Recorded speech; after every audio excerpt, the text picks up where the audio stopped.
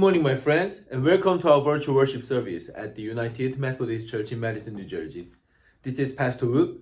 I'm an assistant pastor at this church. I'd like to extend my personal welcome and that of the entire church staff to each of you as we join today's worship service. We are so glad that you are here with us this morning. My friends, if you are new today, please let us know that you are here with us. We'd like to get to know you more. You can call the church office at 973-377-1231, or you can email us at church@umcmadison.org. You can also visit our website at www.umcmadison.org, or you can find us on Facebook and Instagram. And make sure that you subscribe our YouTube channel so that you are the first to know whenever there's new content coming. Well, friends, before we begin the service today, I just have a few announcements for you. First, on Ash Wednesday, March 2nd, we have two meditation sessions in the sanctuary at 7 to 8 a.m. and 12 to 1 p.m. Ashes are available. Moreover, on that day, we'll have chili dinner at the fellowship hall at 6 p.m. and Ash Wednesday worship service in the sanctuary at 7 p.m. The Oikos group will gather today at 4 p.m. in person in the library. Membership class will be meeting today at 11:15 a.m. in the fellowship hall. Our next collaborative youth gathering is Sunday, March 6th at Chanam UMC from 6:30 to 8:30 p.m. And my friends, please join us on Saturday, March 12th at 12:30 to support End Hunger 3.6 at Cardwell University. For more information, please contact Lisa or look for our Monday's blast.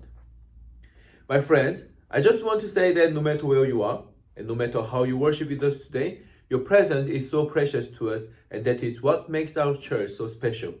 So thank you for worshiping with us this morning, and thank you for your continual support to the mission of God happening in our community and in the ministries at the church. Now, my friends, please join me in the opening prayer. Lord, please open my eyes. Please let me see those around me that are in need of my compassion. Compel me to listen to them, to hear their needs. Give me the heart to be interested in their troubles and provide for me the means to help them. I want to be compassionate. I want to be like you, who had so much compassion for the world that you gave of yourself through your Son, Jesus Christ. I want to have that kind of heart for the world. I want to do all I can to be a voice for the oppressed, a giver to the poor, an encouragement for the disabled, and a source of love for the people I encounter every day. Amen.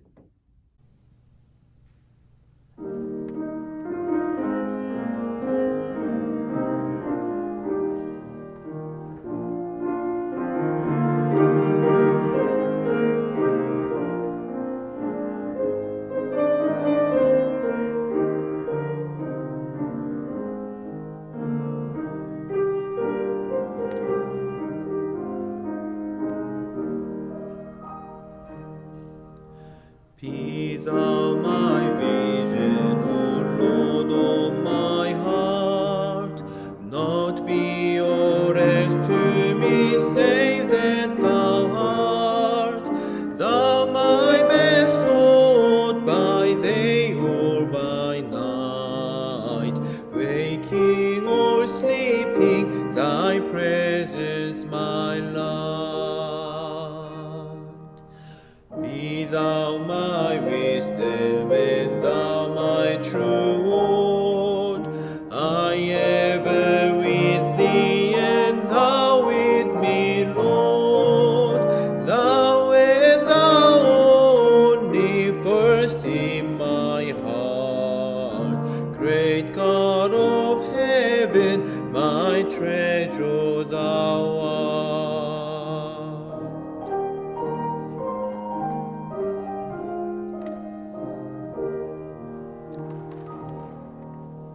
Great God of heaven, my victory won, may I reach heaven's joys, oh bright heaven's sun.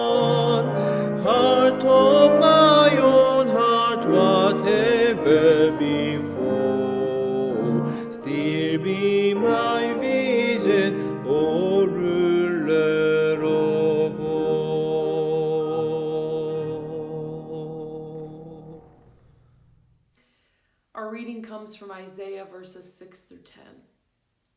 The wolf shall lie with the lamb. The leopard shall lie down with the kid, the calf and the lion and the fatling together, and a little child shall lead them. The cow and the bear shall graze, their young shall lie down together. The lion shall eat straw like the ox, the nursing child shall play over the hole of the asp, and the weaned child shall put its hand on the adder's den. They will not hurt or destroy on all my holy mountain, for the earth will be full of the knowledge of the Lord, as the waters cover the sea. On that day the root of Jesse shall stand as a signal to the peoples. The nations shall inquire of him, and his dwelling shall be glorious. This is the word of God for the people of God. Thanks be to God. Today, my friends, we are ending our series called Practicing Compassion from the Inside Out. And over the last few weeks, we remember that we have been asking the question, how? How exactly do we grow as people of compassion in this difficult season when maybe compassion runs in short supply? And the formula we have been using may be an oversimplified one, but we have been remembering 4 basic steps that can help us to become more compassionate people. The first step is to practice the pause, to take a breath, to give ourselves a moment before we launch into a difficult conversation, maybe with a reaction we might regret. The second step is to look within, to learn about who we are, and how our stories influence our reactions to situations, because they always do. The third step is to go to God, the source of our lives, particularly in our worst moments and in our deepest wounds, so that we may be reminded that God calls us good and wants to bring about healing to our lives and our relationships. I believe that in difficult moments, when we know that compassion is something we should offer, but we find it so incredibly challenging to do, if we train ourselves to attend to these steps to ourselves and to God regularly, eventually it begins changing our own responses. It makes us turning out toward other people in love more possible. And maybe as we've been talking over the last few weeks, you've been skeptical, but in my experience of working with these steps over years, when we get in touch with who we really are and who the source of our lives calls us to be, it begins to make us see things differently, not only ourselves, but other people and their situations too. And that's where step 4 comes in, what we're talking about today. To turn outward toward another person in love, even when it's hard. That's compassion. These steps toward compassion, they build on each other. And so when we find ourselves struggling to do step 4, we always have to go back to steps 1, 2, and 3. And friends, I know this process isn't easy. It's also not foolproof. As I've explored these steps for myself in therapy and in community with other people, I can attest that you don't always get it right, even when you practice. And I can also say that at some point in this process, you always seem to come to a much harder question than just one of how do I do this? At some point, we all ask ourselves, why? Why offer compassion to someone else when it doesn't seem like that will change anything? Why be silent when that person just bit your head off? Why speak when they won't listen anyways? Why work on myself when nobody else seems to be doing that? Why be the peacemaker when aggression and force seem to get people where they want to go faster? Now, I realize and own that asking these questions at this moment, this week, against the cultural backdrop of everything that's been going on in our world, it may seem a little silly. When a country chooses to begin an unprovoked war against another country for resources and power, and leaders make decisions that ignite fear and panic into the hearts of their people, and COVID-19 rips through communities around the globe because people don't have equal access to medication, and even here in the US with access to medication, we are struggling to cope in the aftermath of all that these last 2 years have held. In these moments, in these critical ones, sometimes it feels very easy to answer the question of why compassion matters because, well, without it, there's chaos. But the problem with this answer is that it's so easy to forget. In the moments when there aren't large-scale catastrophes happening, and even when there is, most of us, we don't know how our own acts of compassion have anything to do with or might help the problems we are so focused on and we are witnessing right now. And make no mistake about it, for so much of what we've seen this week, many of us in our church community are witnesses. We are third parties of a most distant kind.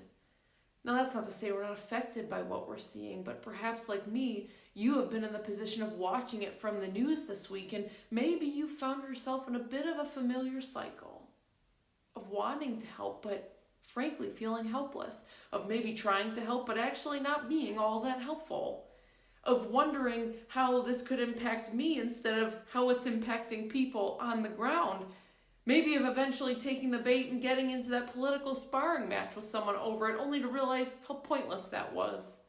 And finally, turning off the TV because you're just so exhausted and terrified by all the world's problems in the face of your very real own problems. In the moments when it feels like the world around us might be hanging in the balance, the first impulse many of us have is, what can we do? It's the compassionate response, but eventually a second impulse begins to take over that answers that question. That answers the question by saying, probably nothing at all can you do. How could our little choices to be more compassionate people today make any real difference to the real problems of this world tomorrow? Well, it's serendipitous that Isaiah 11 was picked for this week because despite this prophet's optimistic and cheery vision of the future where lions and lambs and wolves and children all lay together and no one ever hurts each other and everyone has what they need, the prophet Isaiah is actually preaching these words in a time of terror.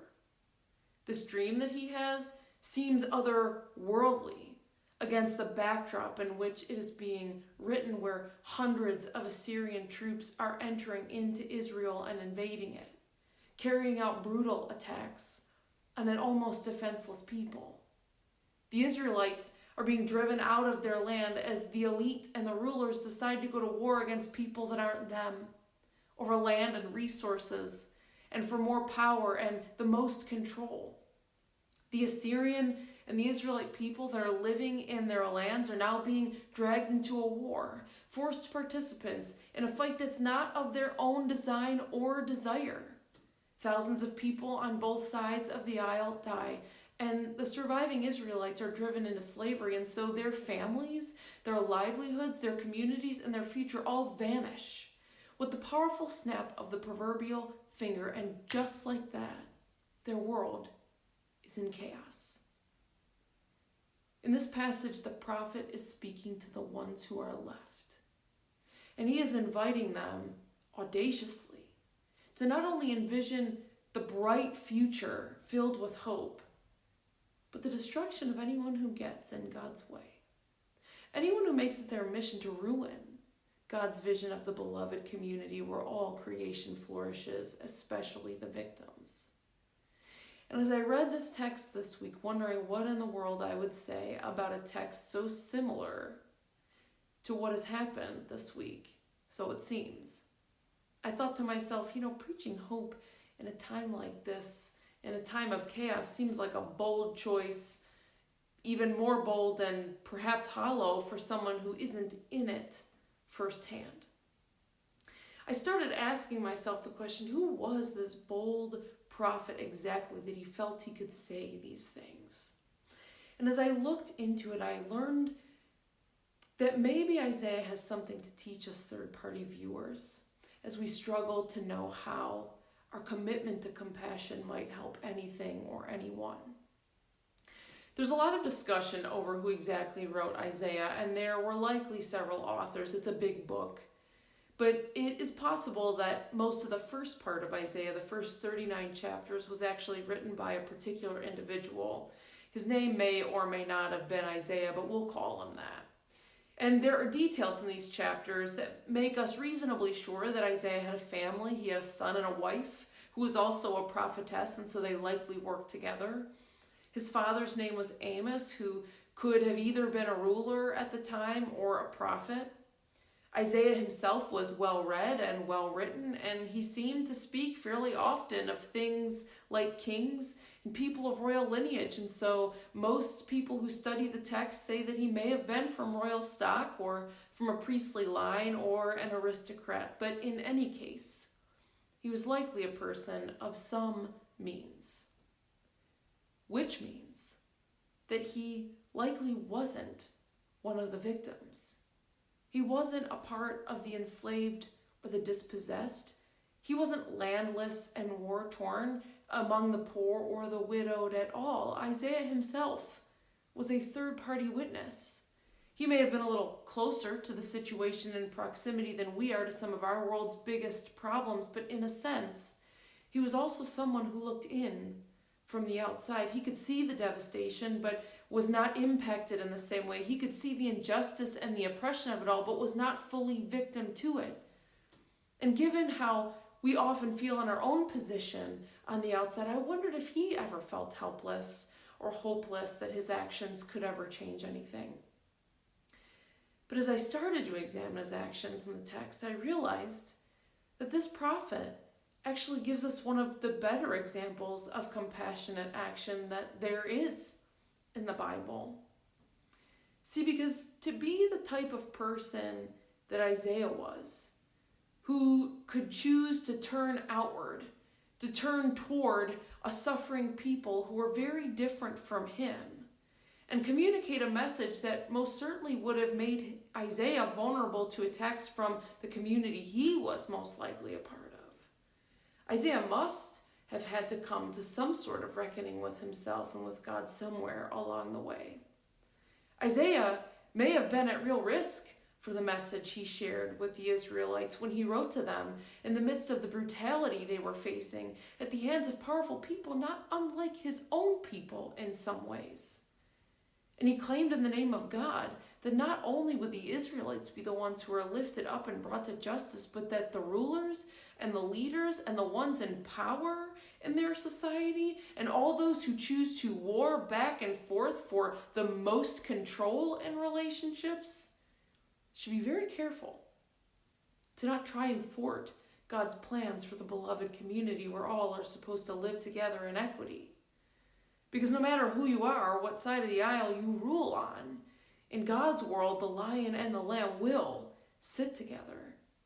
And if you try to end that, God might just end you. That is what the rest of chapter 10 and 11 indicate in Isaiah.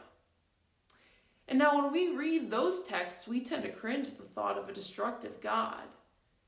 But imagine being the victim of violence, where everything has been ripped from you, and hearing the prophet's words that you will be vindicated, that God will vindicate you, and that the forces who took everything from you will be stopped and brought to justice.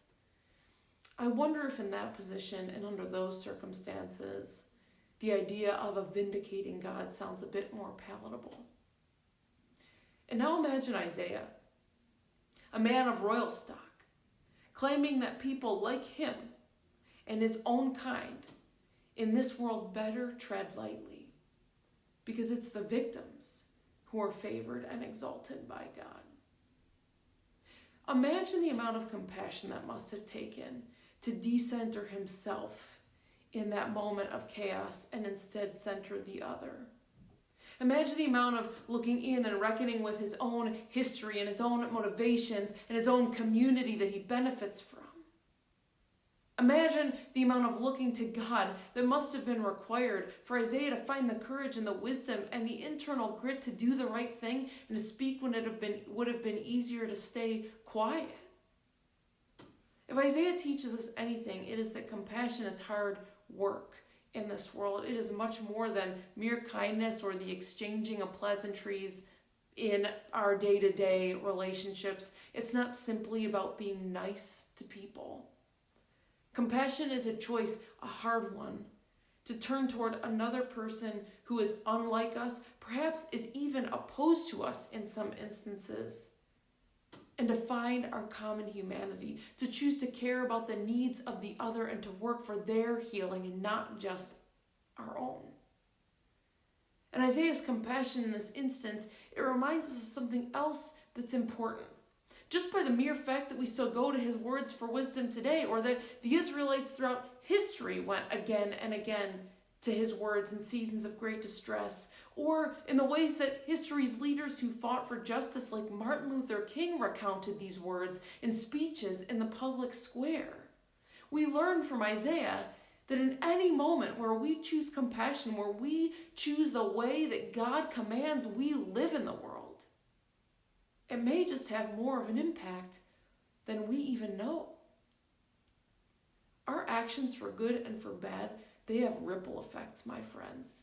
We may not know exactly how, but we all have experienced the ways in which sometimes it only takes one bad moment, one bad decision, one bad conversation to send shockwaves through our relationships, our communities, even the nations we live in. A boss comes home from work, angry because his boss came down on him, and then he takes it out on his partner at home. And she gets frustrated and picks a fight with their son when he comes home from baseball practice. And then their son takes it out on the dog. Does this sound familiar at all? It's like dominoes. You knock one down and they're all likely to fall over. Unless you do something about it. Well, my friends, what if in this world we did something about it? What if we looked for opportunities around every single corner to turn toward another person instead of away from them, as a way of disrupting the dominoes, to row against the current of heartlessness that seems to ripple after an act of cruelty or injustice or unkindness in this world? What if acting with compassion towards someone else is if, in one of the millions of critical moments in our world, you are actually taking one of those dominoes that was bound to fall over in that line and you are just moving it out of the way? What if you were able to change the course of what happens next with the choices that you make? Maybe we need to believe that our compassionate acts have that kind of power, as much power or more than the bad things people do to one another. It is too easy to feel crushed and discouraged by the state of pain in our world. Believe me, I know. The extent of it right now feels enormous. But my friends, we have opportunities every single day to restore little bits of humanity to a world that is often so ready to forget it is our common thread. Even if we can't always see all of the ways they make a difference, we can act with compassion. And our compassionate actions, they are necessary, especially in times like these, because just as Isaiah did, they are our way of preaching hope in times of terror, justice in times of oppression. They are our way of proclaiming the love and gospel of God is still alive and present in this world. And maybe we need to be reminded that we are called to act with compassion because at the end of the day, God promises that God will have God's way, and we are either with that or God may move us out of the way. When you are overwhelmed by all of the bad things happening in this moment, perhaps in your own life or around the world, and you wonder what good your actions will do, the reality is all of these things aren't so disconnected. The damage that is done by human hands in this world doesn't usually begin with death and destruction. It begins with the ways that we dehumanize one another, the ways that we fail to see one another for who we really are every single day as people of God. And while that sounds bleak, the good news is that there's always something that we can do. In your life or in this community of faith, where is it that we can interrupt the ripple effect of pain that exists right now by coming alongside someone else in their suffering? Maybe it's in finding ways to stand in solidarity with war-torn countries and condemning violence.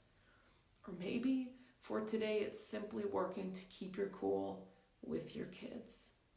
Maybe it is in intentionally trying to listen to someone you don't understand, or maybe it's in standing up for someone you know is being bullied for the color of their skin or their gender identity, or maybe it is finally forgiving those people you've been stringing along with their guilt, and maybe one of those people is you. How can our acts of compassion today create the possibility for change tomorrow? This question is critical, my friends, because God is inviting us today and every day into the dream of a better way. And God has reminded us that it is our responsibility to help see it through. Would you pray with me? Oh God, of this audacious vision of a hopeful future, we confess that we feel far from the finish line. We confess that we do not always know how to help. We confess that in a world that feels torn and fragile, so do we. Give us your strength, O God, to respond in critical moments with compassion, to become people who share your love even when it feels like the hardest thing in the world to do. Help us to do the hard work within ourselves to make it possible. Amen. Go in the name of the Creator, Redeemer, and Sustainer, who loves you and who loves this world.